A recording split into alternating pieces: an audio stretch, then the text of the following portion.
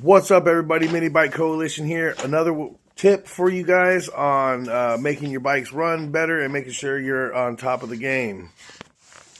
What I have here is an ultrasonic cleaner that I'm going to use for cleaning our carburetors and bringing them back to life when they're dirty, clogged up, and have been sitting, especially over the winter time after fuel has sat in them and they've not been winterized properly.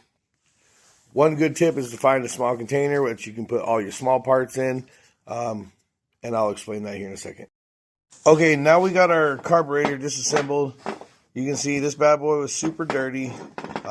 Wipe down the outside on it just to kind of get some of the dirt off of there the best I can. We're going to go ahead and get everything taken apart, just like so. You're going to go ahead and remove all of the hardware. You want to remove your float, your jets, your pilot jets, your fuel adjustment screw, spring, everything. Get it all out, and you want to get your O-rings off. You do not want to make sure you don't put your O-rings or lose your O-rings.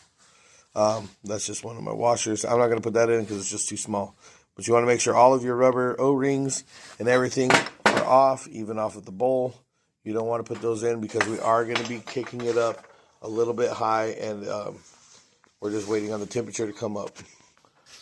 All right, we're going to go ahead and set our ultrasonic cleaner to 60 degrees Celsius, and that's going to get us up warm. So we go ahead and turn that bad boy on, start getting that up to temperature, and then we're going to run a 30-minute cycle once we get this bad boy up to at least ultrasonic cleaner solution and water. We're going to go ahead and get our parts in the basket, get it down inside of this water.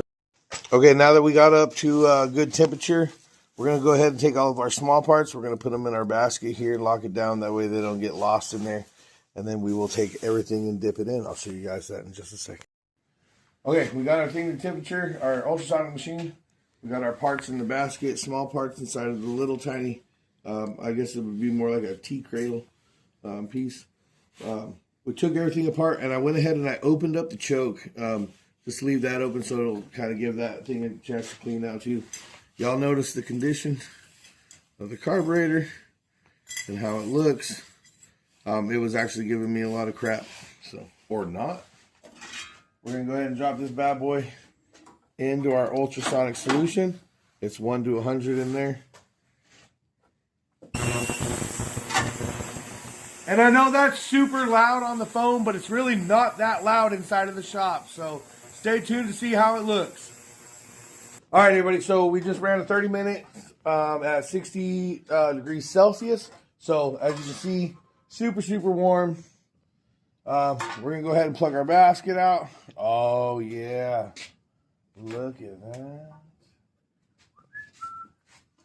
So put it down and take a good look at that, y'all. Look at that clean carburetor.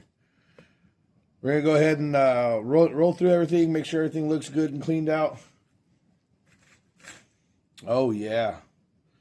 We'll rinse it and reassemble everything. You can see here, here's my little, I call it my tea basket.